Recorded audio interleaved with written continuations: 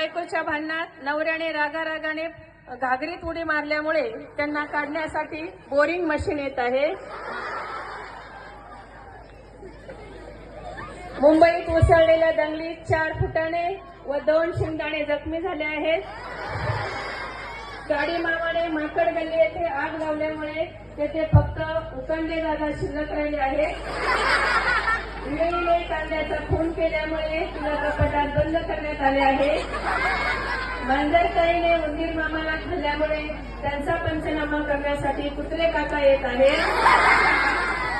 मुंबईहून कलकत्त्याला जाणारी गीतांजली एक्सप्रेस या गाडीचा व मच्छरांचा अपघात होऊन मच्छराला काहीही धक्का लागलेला नाही, पण गाडीचे 4 डबे उडालेले आहेत।